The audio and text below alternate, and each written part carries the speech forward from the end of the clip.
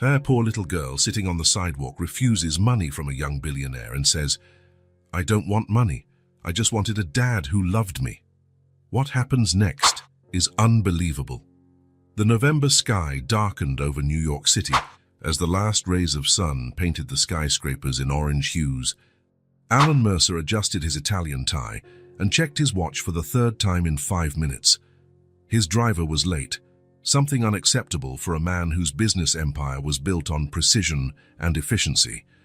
"Incompetence," he muttered, shoving his phone into the pocket of his custom-made suit jacket. The meeting with the Japanese investors had ended exactly as he had planned. Numbers, strategies, forecasts, everything calculated with the coldness that had made him famous in business circles. The Ice Emperor, they called him behind his back. Not that he cared. Feelings were never good for business. The street was almost deserted at that hour. The employees from the neighboring offices had already left, leaving only the cold wind that rushed between the tall buildings. Alan took a deep breath, feeling the frigid air fill his lungs. His empire was worth every second of dedication. 52 floors above, the Mercer Enterprises sign glowed against the night sky, a beacon of his success. It was then that he noticed a movement on the opposite sidewalk. Something small, almost imperceptible if not for the contrast with the empty street. A child, a little girl with brown hair, tousled by the wind, sitting alone in the middle of the city that never sleeps. Alan frowned. The little girl looked no older than 5. She wore a faded blue dress under a coat far too thin for the cold. Her small fingers gripped a worn-out teddy bear tightly, as if that toy were the only real thing in her world. There was something unsettling in the way she just sat there, not crying or asking for help, as if she had accepted her loneliness, but his eyes kept drifting back to the small figure. The girl wasn't crying, she wasn't screaming. She was just hugging something to her chest, a worn-out teddy bear, with one ear almost falling off. Her feet dangled without touching the ground, and she wore a coat that was too thin for the cold. There was a strange dignity in her silence, something that seemed out of place in someone so young. Her eyes, even from a distance, seemed to observe the world with an understanding beyond her years. She didn't look lost, exactly. She looked abandoned, as if she were waiting for someone who would never come. The scene bothered him more than it should have. Children were not part of his world. He had no children, never wanted them. His ex-wife, Caroline, had made it clear that this was one of the reasons their 5-year marriage had come to an end. "You don't know how to love anything but your numbers," she had said the day she left, taking only her clothes and leaving behind a silence he never managed to fill. Alan crossed the street before he could think better of it. His Italian shoes echoed on the concrete, creating a steady rhythm he used to organize his thoughts. 1 step, 2 steps. Maybe he would just ask if she was lost, maybe call the police, solve the situation and move on with his life. The girl looked up as he approached. She must have been about 5, maybe 6.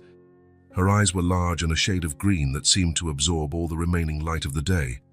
Delicate freckles dotted her small nose, and her brown hair fell in messy waves around a face that looked like an unfinished painting. Beautiful, but with traces of something missing. There was no fear in her eyes when Alan stopped in front of her. Just a calm curiosity, as if she were studying a strange phenomenon. "Are you lost?" he finally asked, his voice rougher than he intended.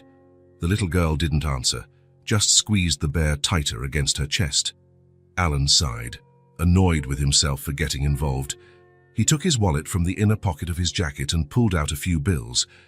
Money solved problems. That was one of the few absolute truths in his world. Throughout his entire life, Alan had never encountered a situation that couldn't be resolved with the right amount of cash. People, problems, obstacles, everything had its price. It was simple, it was practical. "Here," he said, holding out the $100 bills, "to buy yourself something to eat. This should solve your problem." It was then that it happened. The girl lifted her face, and Alan saw that her eyes were welling up, not with ordinary fear or sadness, but with a loneliness so profound it seemed ancient for someone so young. "I don't want money," she said, her voice small but firm. There was a melody in her speech, a slight accent Alan couldn't place. "I just wanted a dad who loved me." The words came out with a devastating simplicity, as if she were merely stating a fact of the world. The teddy bear in her arms, a faded brown object with mismatched button eyes, seemed to watch Alan with the same intensity as its owner. The words hit Alan like a punch to the gut. He took a step back, almost tripping on the sidewalk. The money in his hand suddenly felt ridiculous, pathetic. Something strange happened inside him, as if an internal structure he didn't even know existed began to crack. For the first time in his adult life, Alan Mercer was facing a problem that money couldn't solve. The rejection of the bills, something he had never experienced, left him momentarily speechless. In his world, people begged for the very notes the little girl refused without hesitation. He stood there, paralyzed, as an unfamiliar sensation spread through his chest. It wasn't pity. He knew pity. It was easy to dismiss. This was something deeper, as if this child had touched a wound he had spent his entire life pretending didn't exist. The sound of his car's horn broke the moment. James had finally arrived, parking the black Mercedes by the curb. Alan blinked, returning to reality, and put the money back in his pocket with slightly trembling hands. I have to go, he said, turning his back on the girl and walking quickly toward the car. James got out to open the door. Sorry for the delay, sir. The traffic on the... It doesn't matter, Alan cut him off, getting into the vehicle. Home. As the car pulled away, Alan couldn't help but look through the rear window. The girl was still there, motionless, watching him leave. Her teddy bear dangled from one hand like a silent guardian. There was something in the way she stood there, small against the backdrop of the enormous city, that seemed to tell an entire story without words. A child who didn't run after the car begging for help. A child who didn't scream or cry. A child who just stood there, as if she were used to seeing people leave. Alan didn't answer. What could he say? That an unknown child had just shattered something inside him with only 9 words. The drive to his Fifth Avenue penthouse was silent. The city passed in luminous blurs outside, but Alan saw nothing but those green eyes, that small voice. I just wanted a dad who loved me. Who was that child? Lily. The name popped into his mind without him knowing why. She looked like a lily, fragile and resilient at the same time. He had no idea what her real name was, but in his thoughts, she was Lily now. A small flower growing in the city's cold concrete. But a little girl on the sidewalk had left him floored. The penthouse apartment greeted him with its usual silence, spacious, elegant, impeccably decorated by a renowned designer Caroline had hired years ago. A place featured in architecture magazines, but one that never felt like a home. Alan dropped his briefcase on the coffee table and went straight to the bar. The whiskey burned his throat but didn't wash away the image of the girl. He loosened his tie and walked to the panoramic window. Down below, the city pulsed with millions of lights, each one representing a life, a story. And somewhere in that ocean of lights, there was a little girl with a tattered teddy bear. His cell phone rang. It was David Peterson, his chief financial officer, probably wanting to discuss the reaction of the Japanese investors. Alan ignored the call and poured himself more whiskey. Work had always been his refuge, his only constant. But tonight, for the first time in years, the numbers felt empty. He sat at his desk and opened his laptop, determined to focus on something familiar. There were emails to answer, reports to review, decisions to make. The world didn't stop because of a strange encounter with a child. The letters on the screen, however, blurred before his eyes. How could a girl so young be alone? Why was no one looking for her? Was anyone waiting for her? The questions piled up in his mind, pushing away any possibility of concentration. He slammed the laptop shut. The silence of the apartment seemed more oppressive than ever.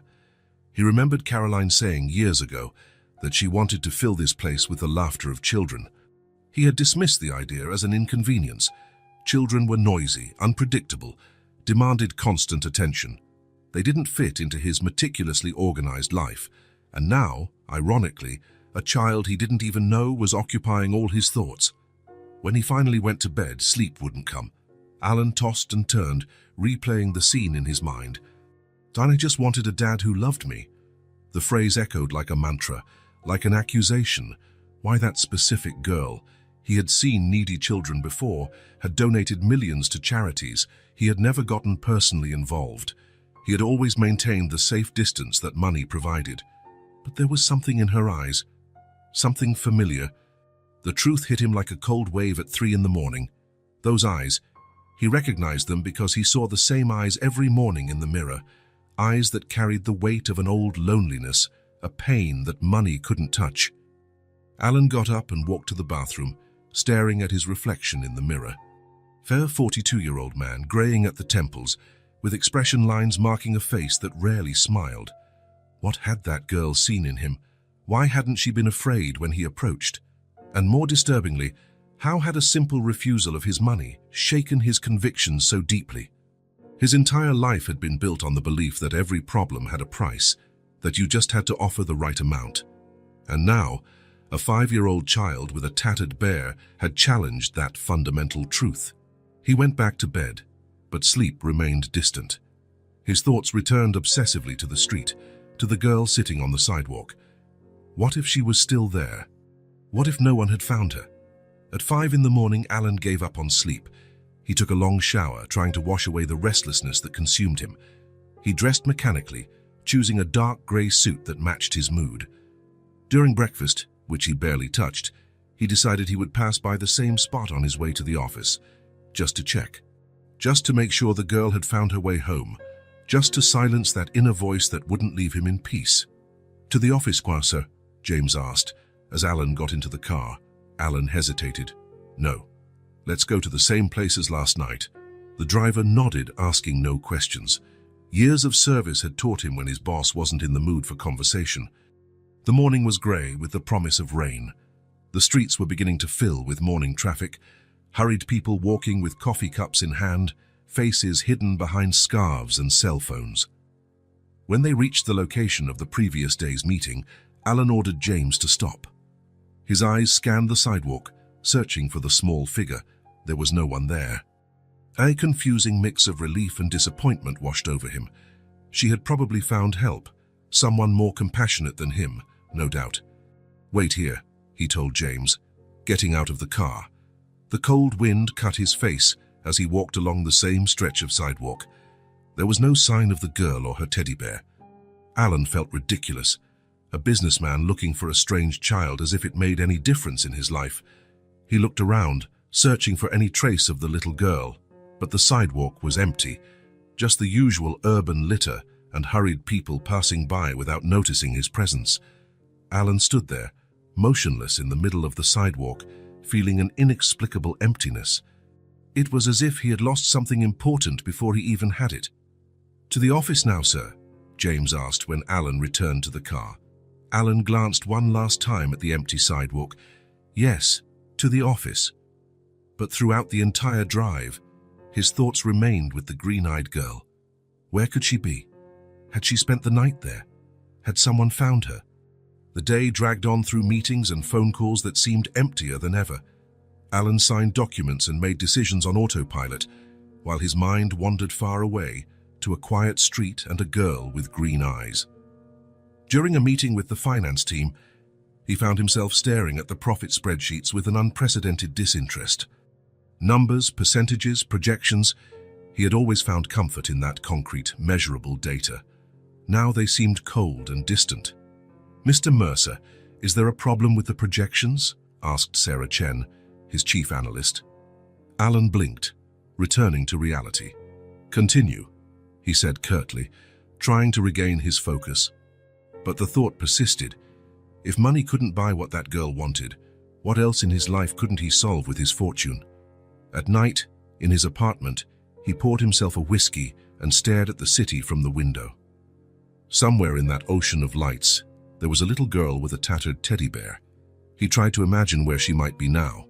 Did she have a place to sleep, someone to take care of her? Or was she still sitting on that sidewalk, hugging her bear, waiting for someone who would never come? The image was unbearable. For a moment, Alan saw the girl, Lily, as he called her in his thoughts, curled up in some dark corner of the city, shivering from the cold, her big green eyes fixed on the darkness. And he knew with a certainty that frightened him that he would return to that street the next day. The first rays of sun had barely touched the horizon when Alan opened his eyes. He didn't need the alarm. In fact, he had hardly slept. Every time he closed his eyes, he saw the girl's face, those green eyes that seemed to carry the weight of the world. He sat up in bed and ran his hands over his face. 2 days. Just 2 days since he had first seen her, and he already felt as if something fundamental had changed inside him. It was irrational, incomprehensible. Alan Mercer, the man who controlled conglomerates with the precision of a Swiss watchmaker, unable to get a strange child out of his thoughts. "How ridiculous," he muttered to himself as he walked to the bathroom. But as the hot water from the shower ran down his body, the decision was already made. He would go back, just to check, he told himself, just to make sure she was okay. It was the least any decent person would do. The mirror reflected the image of a man with dark circles under his eyes and a tense expression. No one at his office would recognize him like this, vulnerable, uncertain. He barely recognized himself. He dressed with less care than usual, dark jeans, a cotton shirt, a wool coat, clothes he rarely wore, saved for the rare weekends when he wasn't working. He didn't want to seem intimidating this time. "Good morning, sir," James greeted as Alan entered the kitchen. The butler frowned slightly upon seeing his employer dressed so casually. "Breakfast? Not today, James. I have an appointment." He left before the employee could ask any more questions. In the elevator, he mentally rehearsed what he would say to the girl when he saw her again. Ask about her family, offer to help find a relative. All the options seemed inadequate, insufficient. The doorman of the building also looked surprised at his clothes, but limited himself to wishing him a good day as Alan hurried past. He stopped at the first deli he found. He walked through the aisles, grabbing items without much thought. Bright red apples, grapes, bananas. A fresh Italian loaf, still warm. Milk in a glass bottle, chocolate chip cookies, strawberry jam. More than one child could possibly eat, but he couldn't stop. The cashier smiled as she rang up his purchases. "Special day."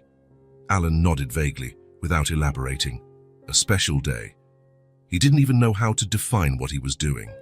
Carrying the bags, he walked through the streets that were beginning to fill with people rushing to work. It was a Tuesday morning, and for the first time in years, Alan Mercer was not in his office at 7:30 a.m. sharp. His phone vibrated in his pocket, probably Sarah Chen asking about the 9 a.m. meeting with the German investors. He ignored it. As he turned the corner onto the street where he had found the girl, his heart quickened. What if she wasn't there anymore? What if someone had found her? That would be better, of course. A child shouldn't spend the night on the street, but for some reason he couldn't explain. He wanted to be the one to help her. He slowed his pace. What was he doing, after all? He knew nothing about children.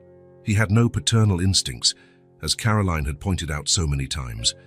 What could he offer this girl besides some fruit and bread? Then he saw her, sitting in the exact same spot, as if she hadn't moved since the previous afternoon. The same faded blue dress, the same thin coat, the same teddy bear hugged to her chest. Her hair seemed even more disheveled today, and her face was pale with small smudges of dirt on her cheeks. Alan stopped a few feet away, suddenly hesitant. The girl hadn't noticed his presence yet, lost in a silent conversation with her bear. He saw her whisper something into the toy's ear, then tilt her head as if listening for a response. It was then that she looked up and saw him. There was no surprise in her eyes, not joy, not fear, just a calm recognition, as if she had been waiting for him. Alan approached, holding the grocery bags like a makeshift shield. "Hi," he said, his voice softer than he had intended. "Hi," she replied, so quietly he almost didn't hear. He didn't know what to do next.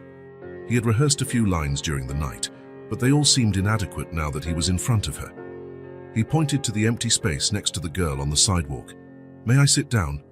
She nodded, clutching her bear tighter. Alan placed the bags on the ground and sat down, keeping a respectful distance. Up close, he could see the details better.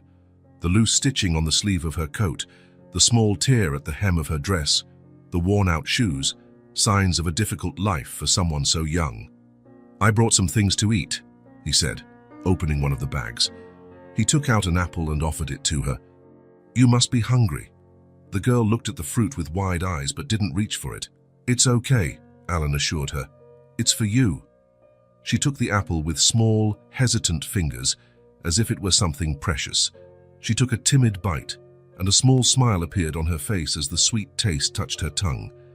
Alan felt a tightness in his chest. How long had it been since she had eaten properly?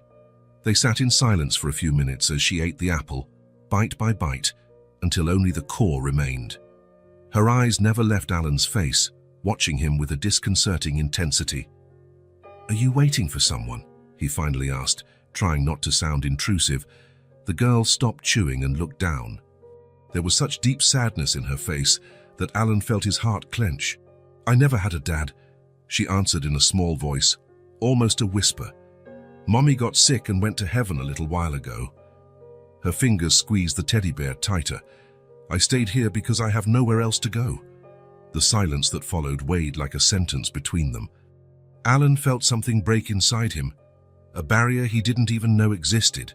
This child had lost everything, and yet she faced the world with a silent dignity that many adults did not possess. "What's your name?" he asked, his voice softened by restrained emotion. "Lily," she replied, confirming the name he had intuited. There was a musicality in the way she pronounced the two simple syllables. "Lily," Alan repeated, feeling the name familiar on his tongue as if he had known it for a long time. "I'm Alan."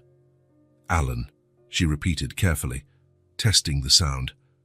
"How old are you, Lily?" She held up 5 small fingers, saying nothing. "And your friend?" Alan pointed to the bear. A shy smile appeared on the girl's lips. "This is Mr. Brown, he's 7. 7? That's very old for a bear." "He belonged to my mommy when she was little," Lily explained, her eyes suddenly older than her 5 years. "Now he takes care of me." Alan looked around. The cold sidewalk, the indifferent passers-by, the sky threatening rain. A 5-year-old child couldn't stay here. But what could he do? Call social services and then, what, go back to his life as if nothing had happened? The idea caused an unexpected anguish.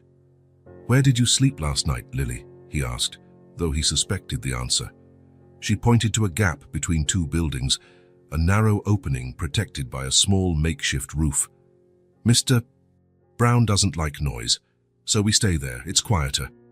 Alan closed his eyes for a moment, trying to control the wave of emotion that washed over him.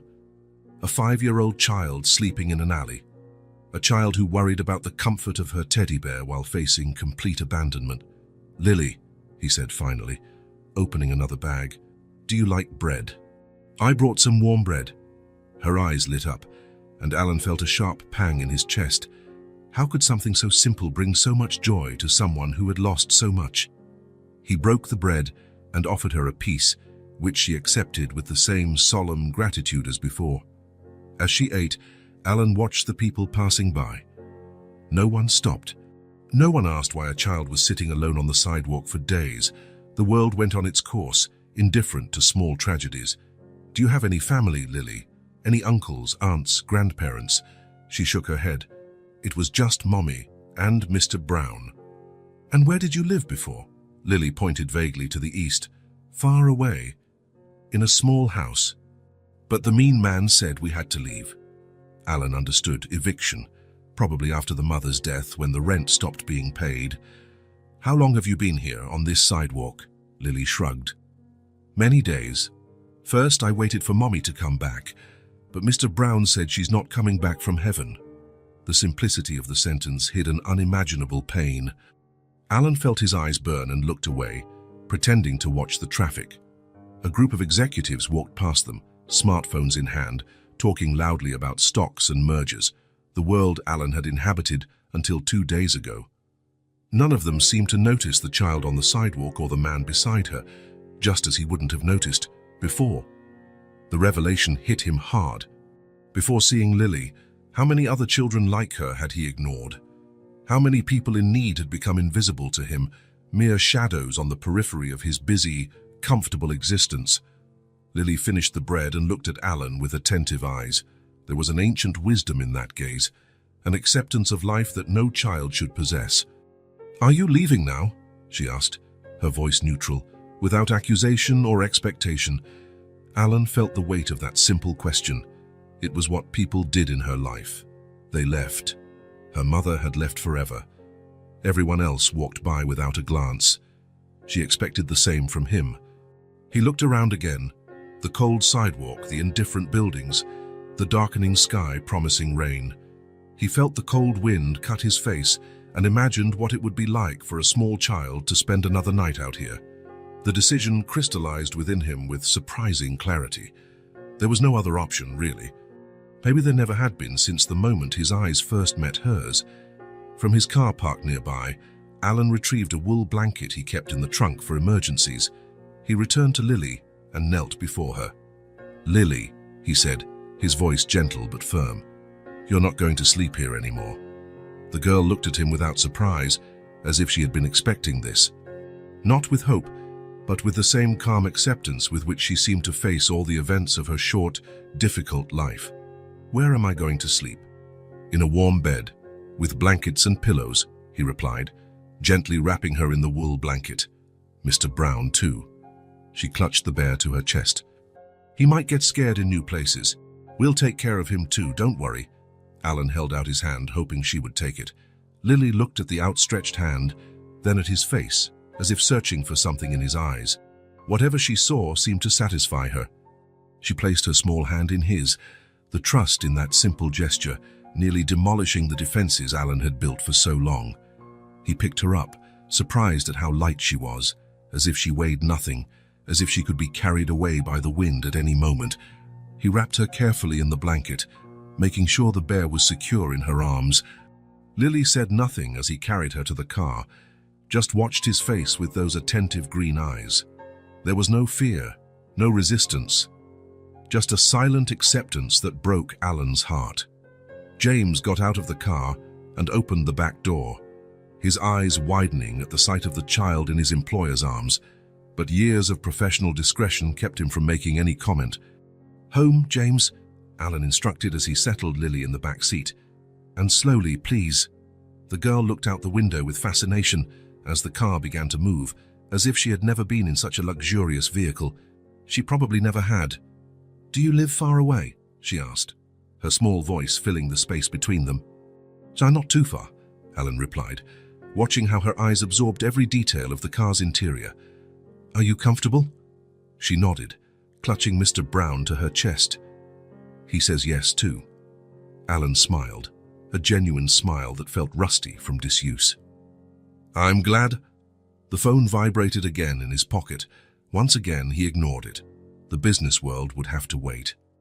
As the car glided through the morning traffic, Alan watched Lily's face.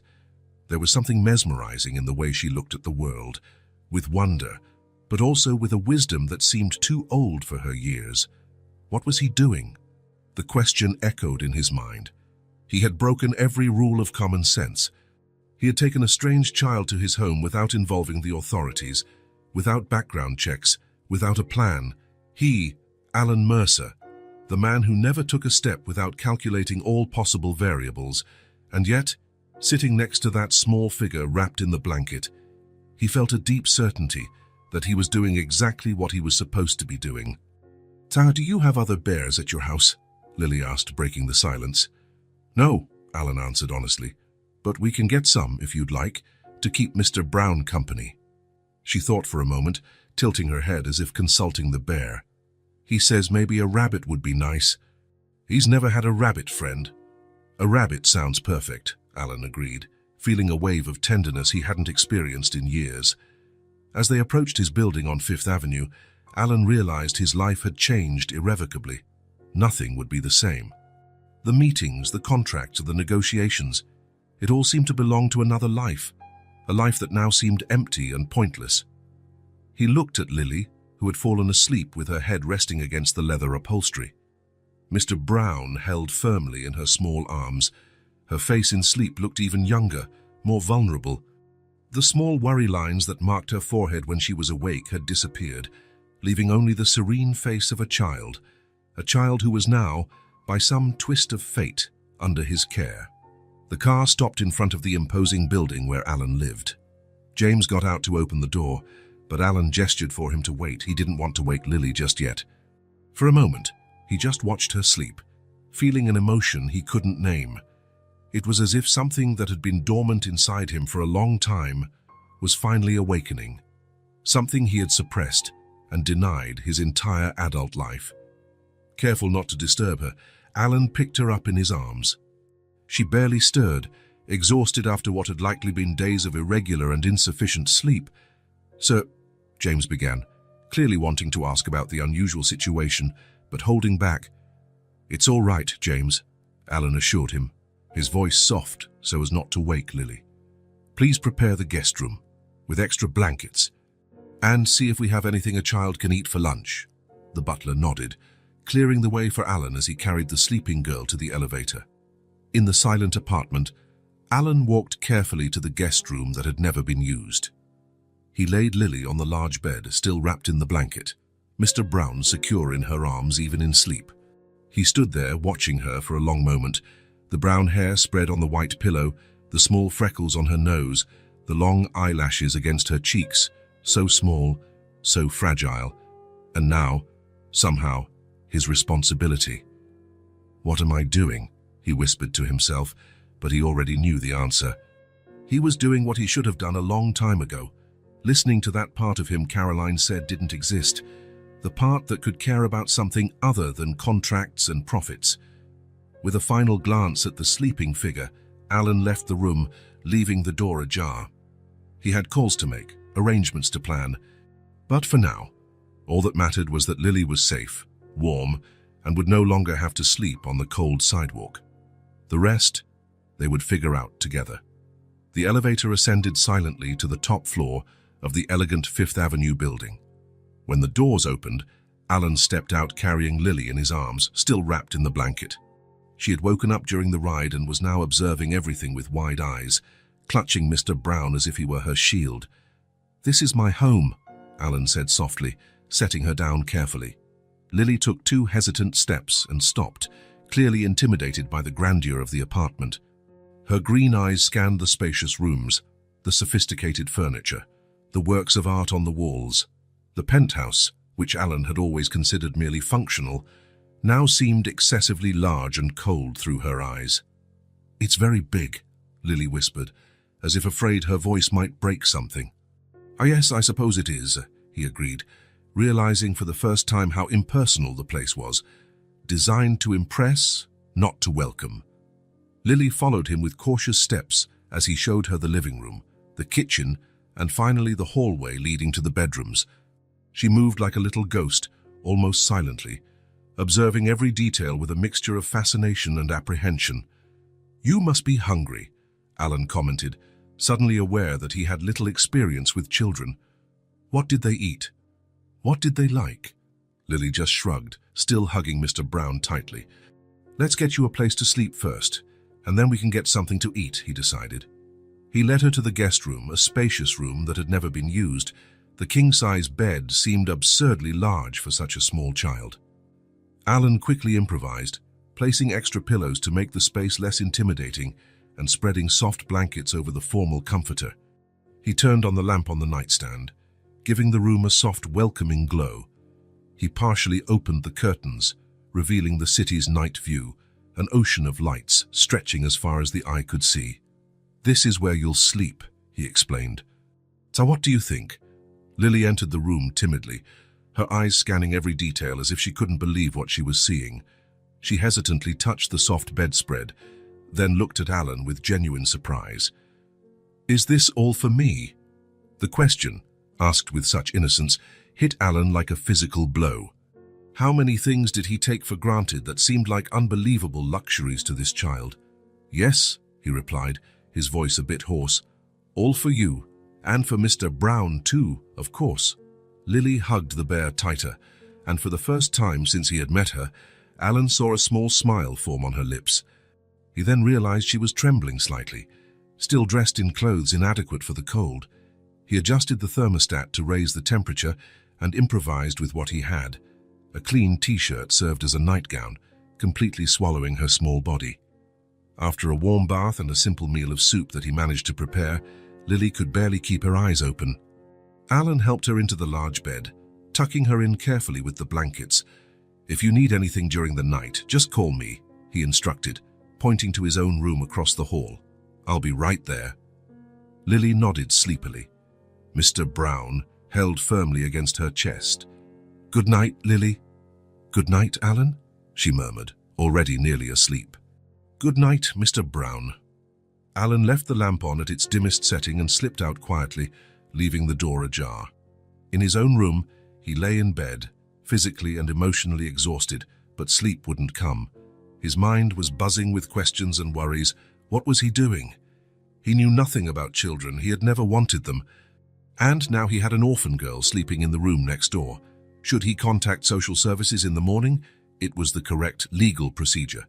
But the thought of turning Lily over to the system made his stomach churn. An hour passed, then 2. Alan finally got up and, moved by an impulse he couldn't explain, walked silently to Lily's room. He opened the door carefully and peeked inside. She was sleeping soundly, with Mr. Brown still in her arms. Her face seemed even younger in sleep. The small worry lines that marked her forehead when awake now softened. Alan entered and sat in the armchair near the bed, watching the gentle rhythm of her breathing. And so he remained, like a silent guardian, watching over her sleep through the early morning hours. Occasionally, Lily would stir or murmur something incomprehensible, and he would lean forward, attentive, ready for what? He didn't know exactly. He just felt he needed to be there. When the first rays of sun began to creep through the curtains, Alan realized he had spent the entire night in the armchair. His back ached and his neck was stiff, but there was a strange sense of peace inside him. He stood up silently, intending to return to his room before Lily woke up. That's when he noticed something different. She was restless, moving under the covers. He approached and lightly touched her forehead. It was hot, very hot. "Lily," he called softly. She opened her eyes, which seemed glazed and distant. Her cheeks were flushed, and small beads of sweat formed on her forehead. "I don't feel well," she murmured, her voice weak. Panic seized Alan. A fever.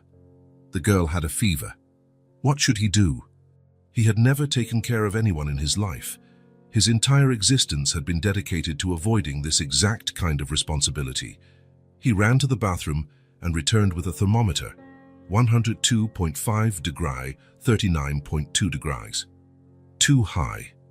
His heart raced. He grabbed his phone and called his private doctor, explaining the situation in rushed words. "Bring her in immediately, or I can send someone," Dr. Winters offered. "Send someone, please," Alan requested, looking at Lily, who seemed too fragile to be moved. While he waited, he dampened a cloth with cool water and placed it gently on Lily's forehead. She shivered at the contact but then sighed faintly. "Is this okay?" he asked, uncertainly. She nodded, her eyes half closed. "Mummy used to do this," she murmured. The mention of her mother made Alan swallow hard. How could he possibly replace the maternal care she had lost? The doctor arrived in record time. He examined Lily with gentle, efficient gestures, listening to her heart and lungs, checking her throat and ears. A mild infection, he finally diagnosed, likely a result of exposure to the cold and a weakened immune system. Nothing serious, but we need to treat it properly. Relief washed over Alan like a physical wave. What should I do? The doctor prescribed antibiotics and fever reducers, giving instructions on dosages and schedules. Keep her hydrated, continue with the cool compresses and lots of rest. If the fever doesn't break in 24 hours, call me. After the doctor left, Alan organized the medications and returned to Lily's side. The day passed slowly as he changed the compresses, offered water in small sips, and administered the medicine at precise times. He cancelled all his meetings, something he had never done before, and remained by her side, watching every small change in her condition. The hours dragged on. Lily alternated between periods of restless sleep and brief moments of consciousness, when she would look at Alan with eyes clouded by fever. "You're still here," she murmured once, clearly surprised. "Of course I am," he replied, adjusting the blanket around her. "I'm not going anywhere." In the late afternoon, the fever began to subside. Alan could feel the difference when he touched her forehead, still warm, but not burning like before. Her cheeks were less red and her breathing seemed calmer. As the sun began to set, Lily opened her eyes completely for the first time that day. Her gaze was clearer, more present. "Alan, I'm here," he answered, leaning in so she could see him better. Lily reached out a small hand and placed it on his. "Thank you for not leaving me alone," she whispered. Something inside Alan broke with those simple words. A lump formed in his throat, and for a moment he couldn't respond. He just covered her small hand with his. "Never," he finally promised, his voice hoarse with emotion. "I will never leave you alone, Lily." She smiled, a weak but real smile, before her eyes began to close again. This time, however, it wasn't the restless sleep of fever, but the peaceful rest of recovery. When she woke up a few hours later, Lily was visibly better. She managed to eat a little soup and even asked for more water on her own. "Do you want me to tell you a story?" Alan asked, noticing how she was fighting sleep. Lily nodded, her eyes lighting up. "Mr. Brown wants one too," she added, hugging the bear. Alan hesitated. He didn't have any children's books at home. He'd never needed them. His personal library consisted only of economics volumes, biographies of great businessmen, and a few classics he'd bought more to impress visitors than to read. "Let me think of a story," he said, searching his memory. He vaguely remembered tales his mother used to tell him when he was little, before everything in his life changed. He cleared his throat and began, "Once upon a time, there were 3 bears who lived in a house in the forest." He improvised the story of Goldilocks, changing his voice for each character. To his surprise, the words came naturally, as if they had been stored away somewhere for a long time. Lily laughed at his portrayal of Papa Bear, a crystal-clear sound that Alan realized he had never heard from her before. When he finished, she asked for another.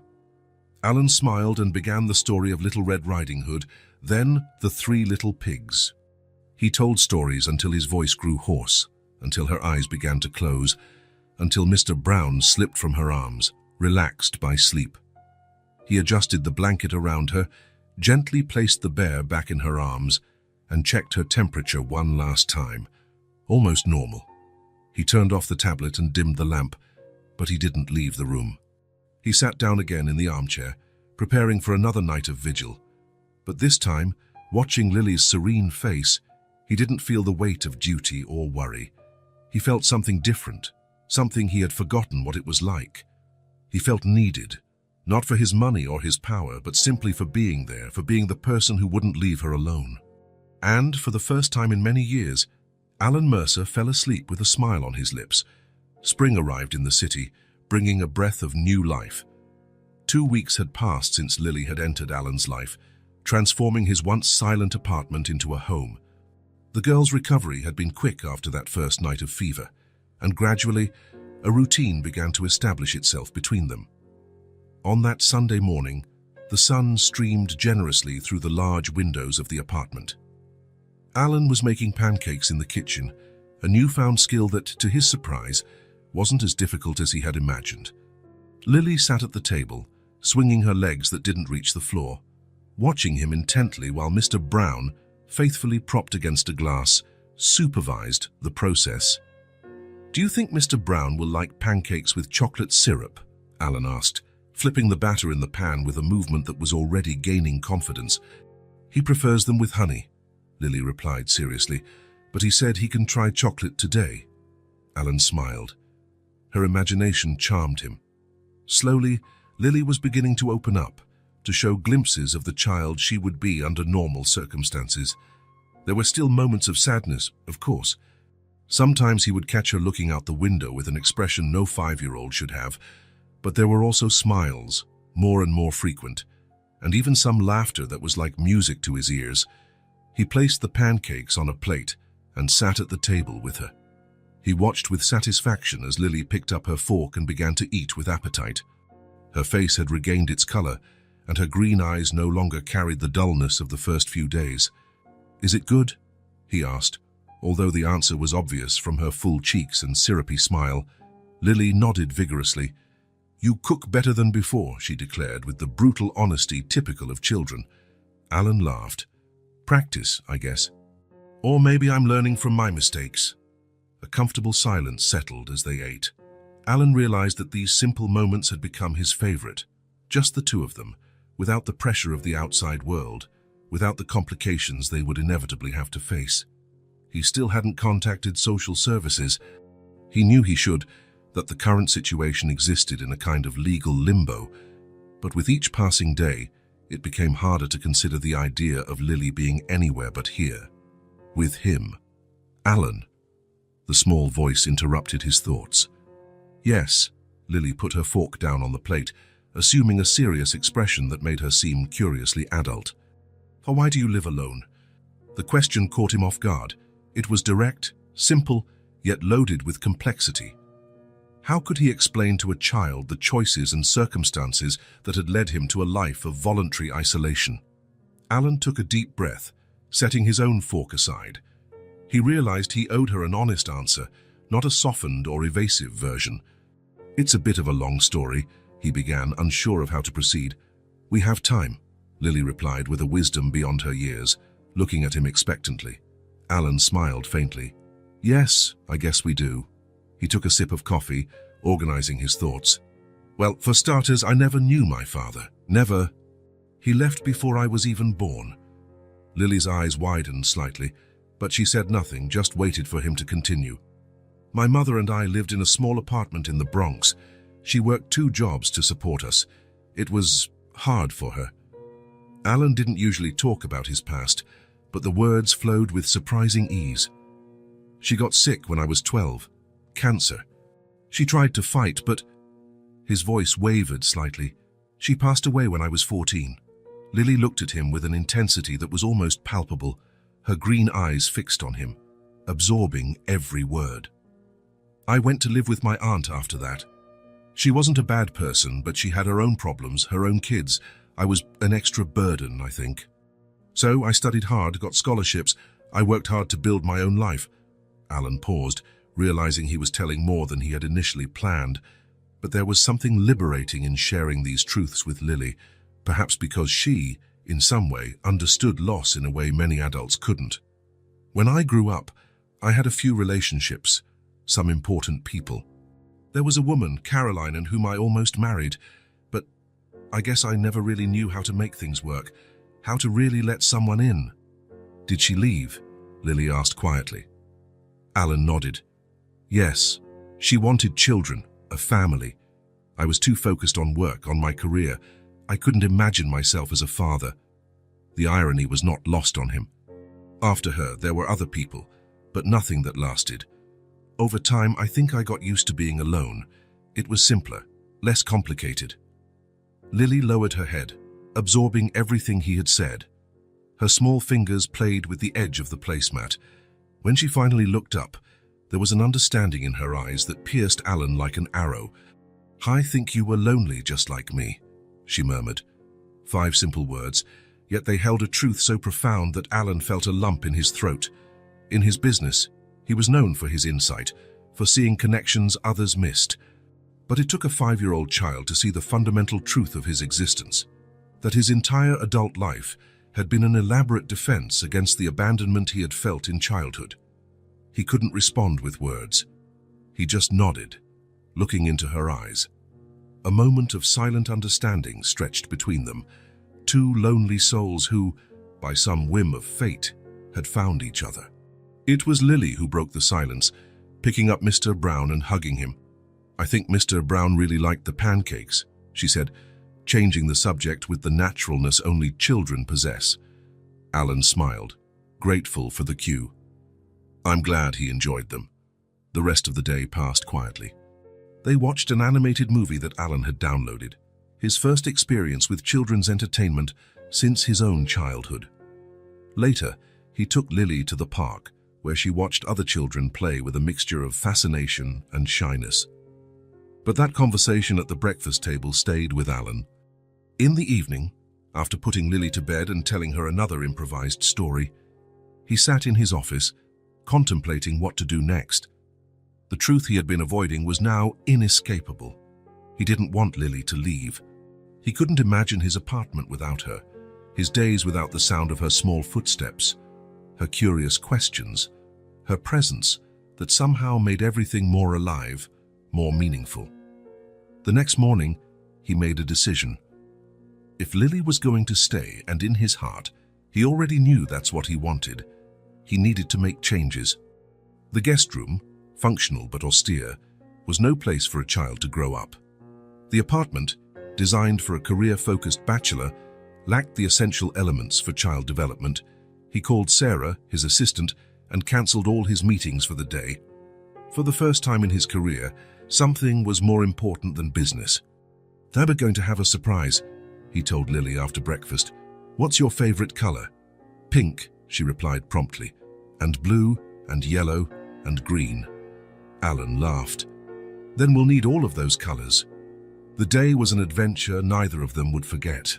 They visited children's furniture stores, toy stores, clothing stores.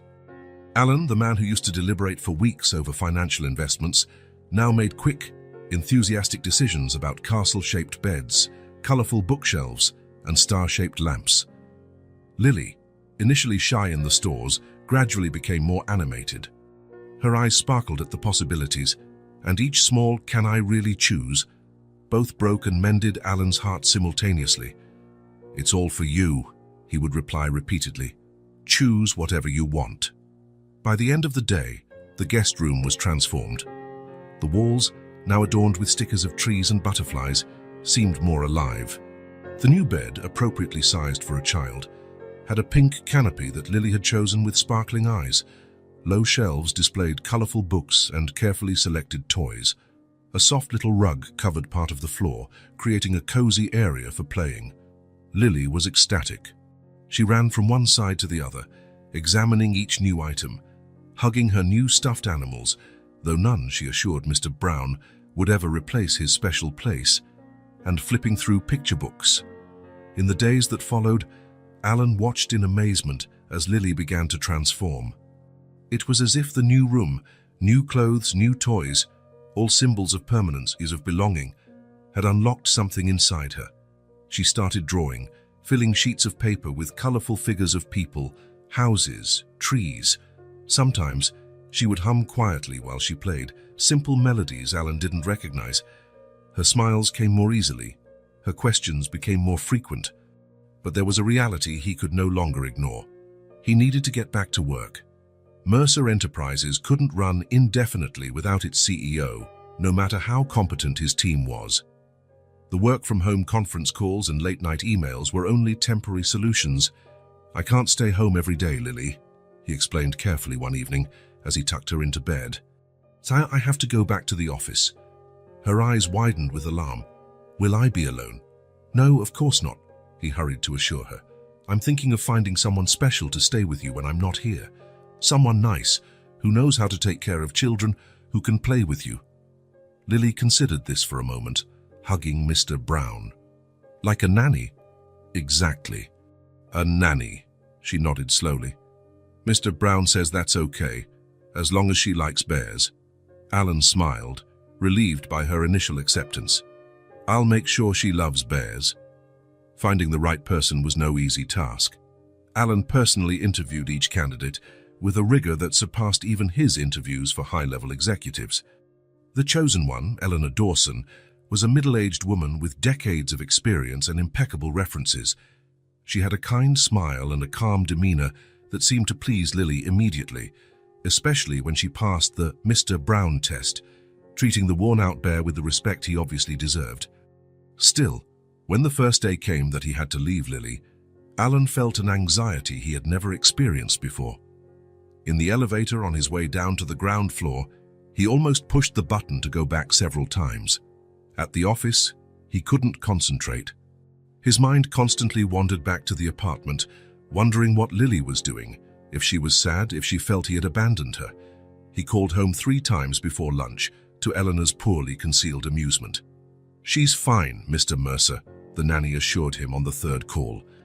"Right now, she's drawing a very interesting picture that I believe is you dressed as a superhero." The hours dragged on endlessly. Alan ended his last meeting 30 minutes early, to the shock of his team, and practically ran to the elevator. When the door to his apartment opened, he was greeted by a sound he had never heard before. Lily's pure, joyful laughter coming from the living room. For a brief, irrational moment, he felt a pang of jealousy. Was she having fun without him? But then she saw him. "Alan," she shouted, and the sound of her small feet running down the hallway dispelled any insecurity. Lily threw herself into his arms with an abandon she had never shown before, hugging him with surprising strength for someone so small. "You came back," she said against his shoulder. "Of course I came back," he replied, holding her tightly. "I will always come back for you." In that moment, holding Lily in his arms, feeling her small heart beat against his, Alan knew with absolute certainty there was no going back. This child, who had appeared in his life by chance, had become the most important person in his world. After Eleanor left, after Lily showed him all the drawings she had made during the day, after dinner and bath time and the nightly story, Alan sat in the dark of his office, contemplating the future. He picked up the phone and dialed the number of Lawrence Goldstein, his personal lawyer for over a decade. "Larry, it's Alan. I know it's late, but I need you to research something for me. I want to know exactly what is required to legally adopt a child."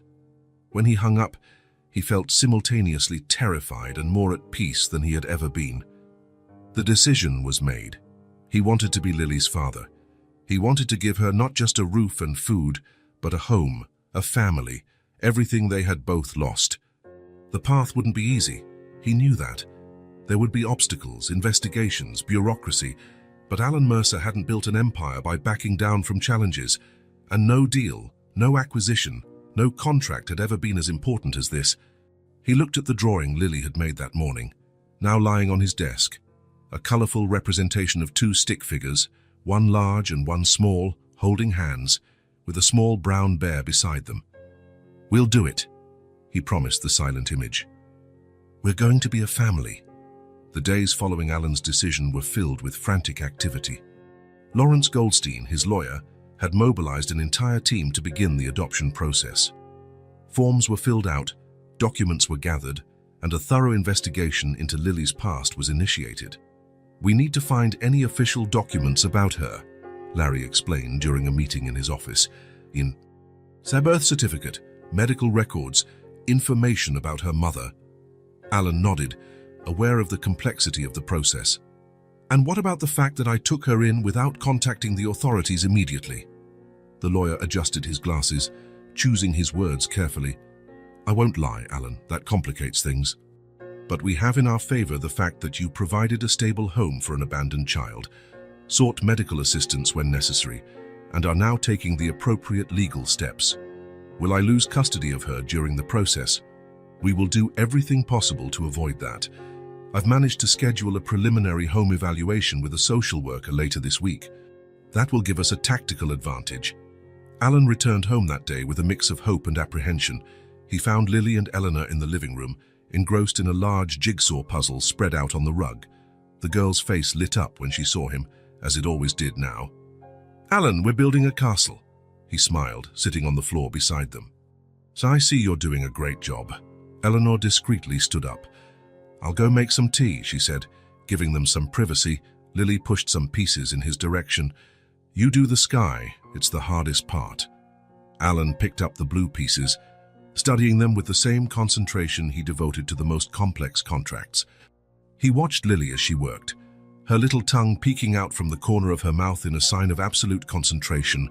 His heart ached at the thought of what was to come, the investigations, the hearings, the uncertainties. "Lily," he began hesitantly, "do you remember your mother's full name?" The girl paused, looking at a puzzle piece in her hands. "Rose. Mommy's name was Rose Parker. And do you know if you had other relatives, maybe uncles or grandparents?" Lily frowned thoughtfully. "There was Aunt Margie, but Mommy said she lived very far away." Alan carefully absorbed the information. "Margie? Margaret, perhaps?" "I think so," Lily replied, turning her attention back to the puzzle. "I never met her. Mommy got sad when she talked about her." He didn't press further. The information, though vague, would be useful to Larry.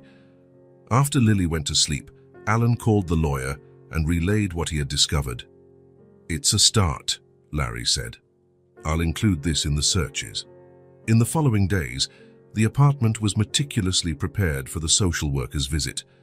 Eleanor helped organize everything, ensuring the house was spotless and suitable for a child. Lily's room, colorful and cozy, was Alan's greatest pride, a physical testament to his commitment to her. Patricia Winters, the social worker assigned to the case, was a woman in her 50s with short grey hair and sharp eyes that seemed to notice every detail. She spent 2 hours inspecting the apartment, talking to Alan about his intentions, his career, his ability to care for a child. "Mr. Mercer, I need to be frank," she said, as they sat in the living room after the inspection. "This is a highly unusual situation. The standard procedure would have been to contact social services immediately upon finding an abandoned minor." "I know," Alan admitted, "but there was something about her. I couldn't just turn her over to the system." Patricia studied him for a moment. "I understand your impulse to protect her, but protocols exist for a reason, and I'm following all of them now," and he argued. "I want to do this the right way. Lily deserves stability, security." The social worker made notes on her clipboard. "Your financial situation is clearly adequate, and the physical environment is exemplary. But raising a child involves much more than that, Mr. Mercer. It involves sacrifice, patience, emotional availability." "I'm prepared for that," Alan stated with conviction. "Lily has already changed my life completely, and for the better." When Patricia finally left, after a brief private conversation with Lily, Alan felt that the visit had gone well. Larry, when informed, agreed. "Winters has a good reputation. If she issues a favorable report, we'll have a significant advantage in the preliminary hearing." The days turned into weeks.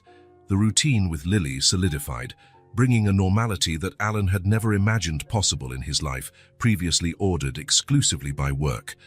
Now there were drawings on the refrigerator, toys occasionally scattered around the living room, nightly stories, and endless questions about how the world worked. The adoption process moved slowly, but with promising signs of success. Patricia Winters's report had been positive, highlighting the evident bond between Alan and Lily, as well as the quality of the environment he provided. On that Thursday morning, Alan was in his office reviewing contracts when the phone rang. Seeing Larry's name on the caller ID, he answered immediately. "Were any news?" "Alan." The hesitation in the lawyer's voice made his stomach sink. "I received a call from Patricia Winters. There's a complication." He sat up straight in his chair, suddenly alert. "What kind of complication?" "Mr. Mercer." Patricia's voice came on the line, indicating a conference call. "Someone has come forward claiming to be a close relative of Lily's mother." The words hit Alan like a physical blow. His hand gripped the phone so tightly, his knuckles turned white. "What relative?" he managed to ask, his voice strangely calm despite the storm brewing inside him. "A sister of the mother, Margaret Parker. She has presented documentation proving the relationship and has expressed interest in taking custody of her niece, Margaret, Aunt Margie." The person Lily had mentioned, whom she had never met. Alan's world seemed to crumble in slow motion. And what kind of person is she? Where has she been all this time while Lily was abandoned on the street? "Mr. Mercer, I understand your frustration." Patricia's voice remained professional, but not without empathy. "We are in the process of investigating Mrs. Parker and the circumstances that prevented her from being present in her niece's life previously. For now, I cannot provide further details." Alan closed his eyes, trying to control the wave of panic that was washing over him. "Does this mean they're going to take Lily from me?" "We're not at that stage yet. A hearing will be scheduled to evaluate both claims. Until then, considering the established bond and my preliminary report, Lily will remain in your care." After the call, Alan remained motionless in his chair, unable to fully process what had happened. Larry tried to reassure him, promising to use every legal resource available, but his words seemed to come from far away. A relative, a biological aunt. Someone with a blood tie he could never claim. "Alan?" Sarah, his assistant, appeared at the door, concern evident on her face. "Is everything all right? You're pale." He stood up abruptly. "I need to go home. Cancel my appointments for the rest of the day." Throughout the drive, his mind churned with questions and fears. What if this Margaret Parker won custody? What if she took Lily far away? What if all the moments, all the stories, all the shared smiles were just a temporary interlude in their lives? The apartment was quiet when he arrived. Eleanor had taken Lily to the park, enjoying the sunny day. Alan walked to the girls' room, now so full of life and personality. The mural of drawings on the wall, the colorful books on the shelf, Mr. Brown sitting in his place of honor on the bed, every detail was a reminder of how much she had become an essential part of his existence. He picked up one of the drawings, a house with stick figures representing him, Lily, and even Eleanor, all smiling under a bright yellow sun. "Our family," read the caption in the uneven handwriting of a child learning to write. Family. The word that had never held real meaning in his adult life was now all that mattered. When Lily and Eleanor returned, Alan did his best to hide his concern. He spent the afternoon playing with her, more present than ever, savoring every laugh, every question, every shared moment as if it could be the last. At night, after telling not one, but 3 bedtime stories, Alan remained seated beside the bed, watching Lily fall asleep. Her small face relaxed in sleep, her brown hair spread across the pillow. Mr. Brown held firmly against her chest, the most precious sight he had ever seen. "I won't let them take you," he whispered, a fierce promise in the silent darkness. "I will fight for you with everything I have. I will fight for us." In that moment, sitting in the room of a child who had entered his life by chance, Alan Mercer, the man who had built an empire with relentless determination, made a silent oath. For Lily, he would face the entire world if necessary. For this unlikely family they had formed, he would move mountains. Because some battles, he realized, were worth any sacrifice. The morning of the hearing arrived with a grey sky that seemed to reflect Alan's state of mind. He had barely slept, spending most of the night tossing and turning, imagining all the possible outcomes of the day ahead. Eleanor had arrived early, prepared to stay with Lily while Alan met with Larry for final preparations. But after dressing the girl in her favorite blue dress and carefully combing her brown hair, Alan made a decision. "I want her to come with me," he told the nanny. "Just not for the entire hearing, but to be present if the judge wants to speak with her." Eleanor nodded understandingly. "That's a good idea. I can wait with her in the anteroom until she's needed." Alan knelt before Lily, who was nervously stroking the ear of Mr. Brown, her faithful companion. "Today we're going to an important place," he explained in a soft voice. "A place where a very serious man, called a judge, is going to talk with me about you staying here with me forever." Lily's green eyes widened slightly. "For real forever?" "For real forever," he confirmed, trying to keep his voice steady despite the lump in his throat. "But he might want to talk to you too, just to know if you're happy here." Lily nodded solemnly. "I'll tell him I'm very happy. And Mr. Brown is too." Alan smiled, stroking her hair. "I know you will. Now let's go. We have to meet Larry." Lawrence Goldstein was waiting for them on the courthouse steps, impeccable in his dark suit, a leather briefcase under his arm. His usually impassive face softened when he saw Lily. "Good morning, Miss Lily," he greeted, bowing slightly. "What a beautiful dress." She smiled shyly, partially hiding behind Alan's leg. Over the past few days, Larry had visited the apartment several times to prepare the case, and Lily was already used to his presence. "Any news?" Alan asked quietly as they climbed the stairs. Margaret Parker arrived 20 minutes ago with her lawyer," Larry informed him. "She seems presentable. No obvious signs of problems we could exploit." Alan felt a tightness in his chest. Part of him had hoped this mysterious aunt wouldn't show up, or that she would have some glaring flaw that would disqualify her immediately. The reality was going to be more complicated. Inside the courthouse, Eleanor took Lily to the anteroom as planned, while Alan and Larry headed to the hearing room. It was a smaller, less formal space than Alan had imagined, with dark wood paneling and high windows that let in the grey daylight. And there she was, Margaret Parker, a woman in her early 40s with brown hair like Lily's, dressed simply but neatly. There was no hostility in her posture, just a palpable tension and something Alan recognized immediately: sadness. Their eyes met briefly, and Alan was surprised not to feel the resentment he had expected. This woman was not a villain in his story. She was just someone who, like him, was connected to Lily by circumstances neither of them had planned.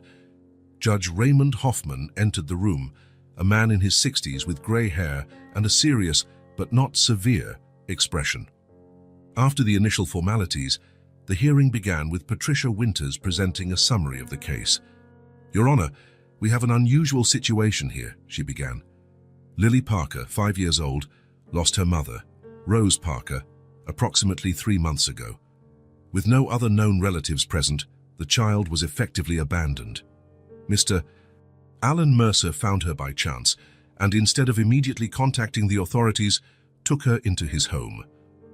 Alan tensed, but Larry had prepared him for this part. It was necessary for all the facts to be presented. "Since then," Patricia continued, "Mr. Mercer has provided a stable home, adequate medical care, and emotional support for the child. My evaluation indicates a strong and healthy bond between them. Recently, however, Margaret Parker, the sister of the deceased mother, has come forward claiming family ties to Lily." The judge nodded, absorbing the information. "Counselors, your opening statements, please." Margaret's lawyer, a younger man named Daniel Griffin, stood up first. "Your Honor, we acknowledge that Mr. Mercer has taken good care of the child in the recent period.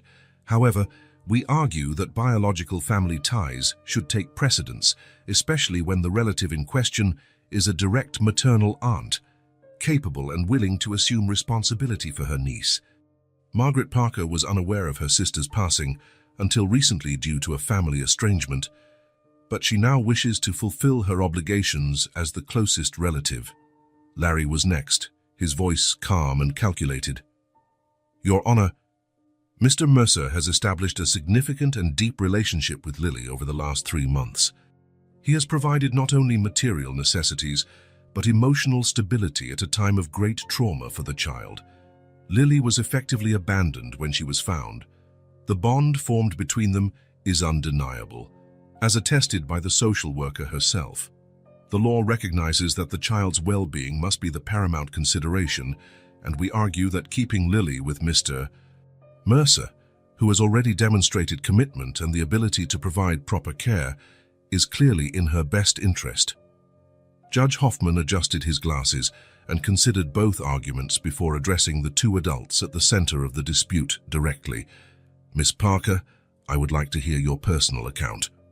Why have you only just now appeared in your niece's life?" Margaret Parker stood, her hands trembling slightly. When she spoke, her voice was soft, with a hoarseness that suggested suppressed emotion. "Your Honor, my sister and I grew apart almost 6 years ago. It was a complicated family argument about life choices." She paused, visibly struggling to maintain her composure. "I moved to Seattle. We started new, separate lives. Rose was stubborn, and so was I. The years went by." She took a deep breath before continuing.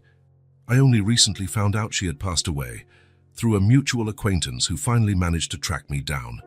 I was devastated to learn that my niece, whom I never had the chance to meet, had been left all alone." A tear ran down Margaret's face, which she quickly wiped away. "I didn't come here to cause more trauma. I just thought I should try to be present, to at least meet my niece. She's all I have left of my sister." The silence that followed her words was almost palpable. Alan felt an unexpected empathy for this woman, who was clearly also suffering a loss. Once again, their eyes met, and this time there was a mutual recognition of shared pain. "Mr. Mercer," the judge turned to him, "I would like to hear your words as well." Alan stood up, surprised to find his legs were steady despite the emotional storm inside him. "Your Honor, finding Lily was the most unexpected and transformative event of my life. I didn't plan to become a father, especially not in this way. But from the moment she entered my life, everything changed."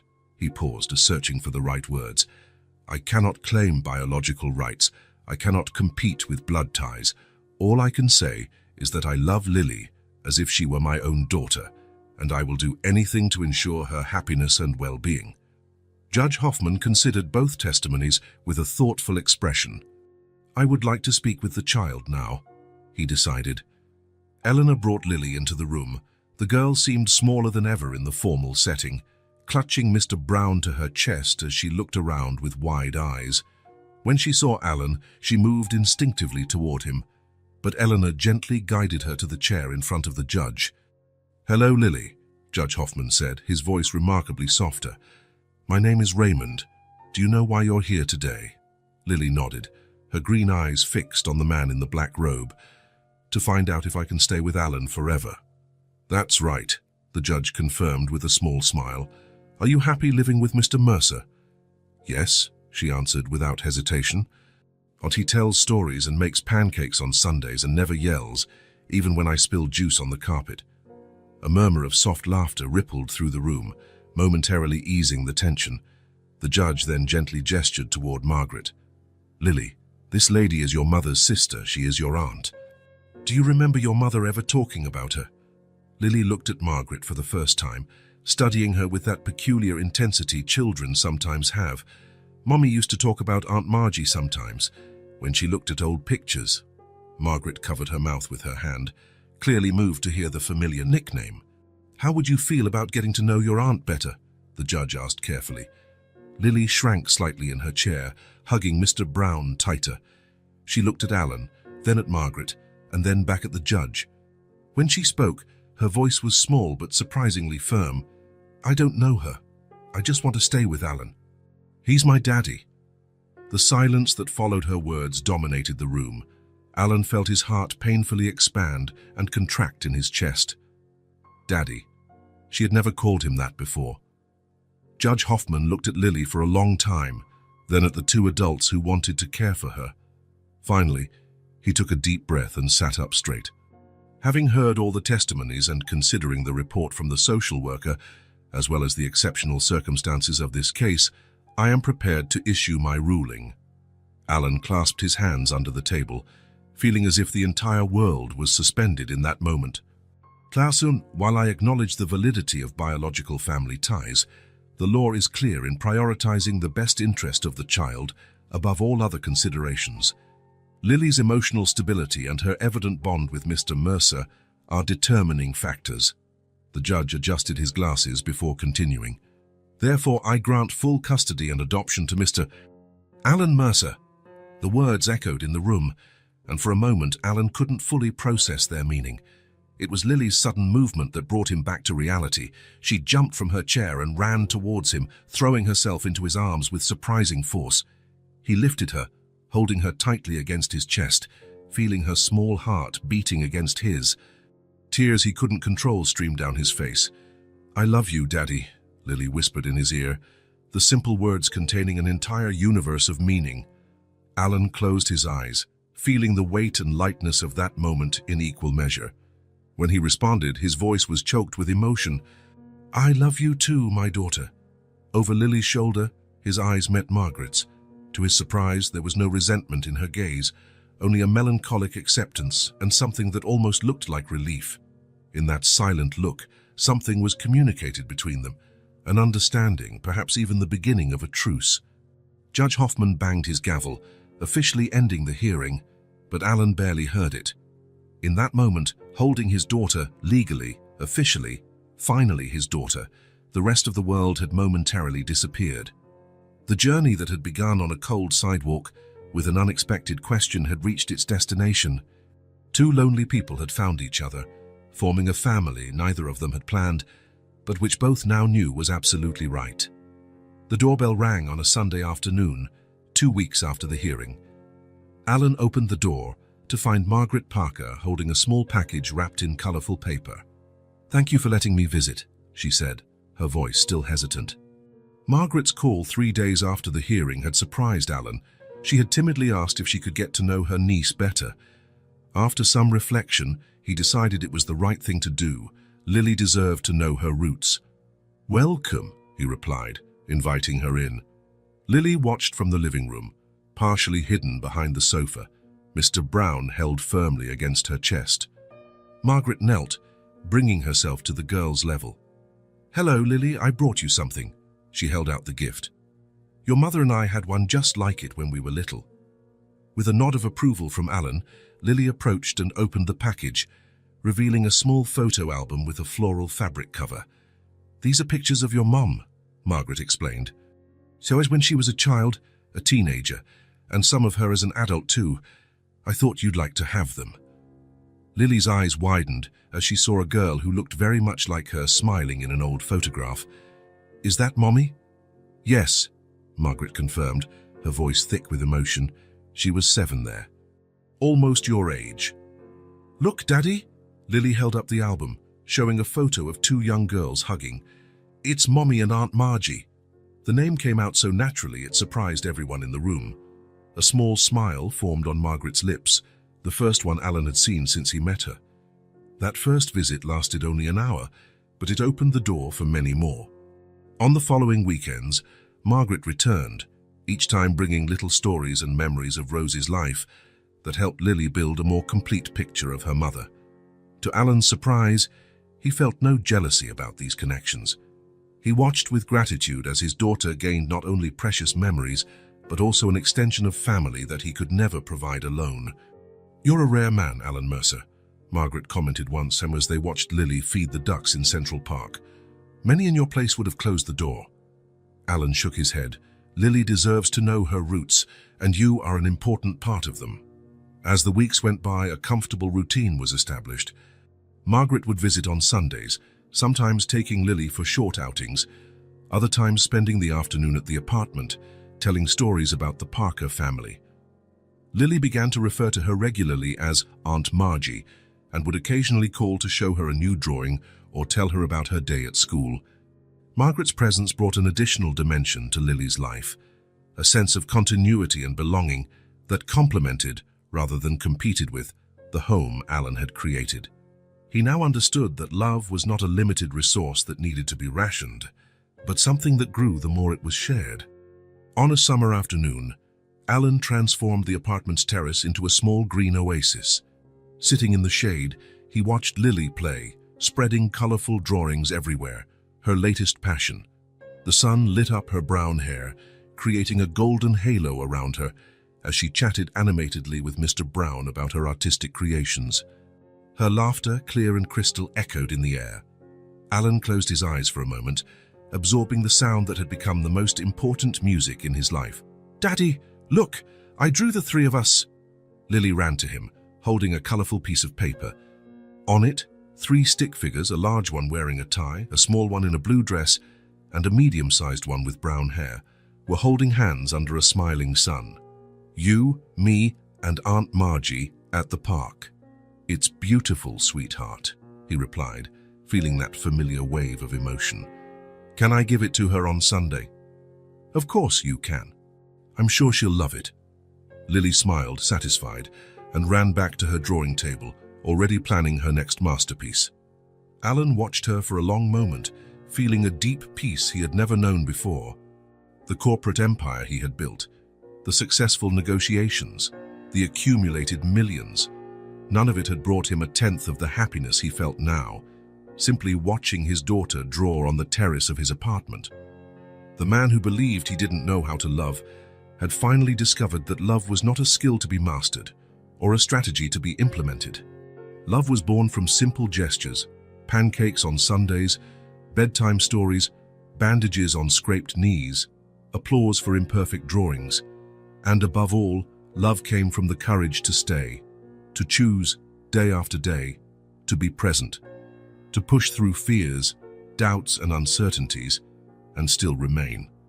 On the cold sidewalk where he had first found Lily, Alan Mercer had found not only an abandoned child, but also the part of himself he had left behind long ago, the capacity to connect, to care, to love without measure. And that, he realized, as he watched his daughter playing under the setting sun, was the true miracle of his story. If this story touched your heart, subscribe to the channel and turn on notifications so you don't miss the next ones. Leave a like because it helps this story get recommended to more people. See you in the next story.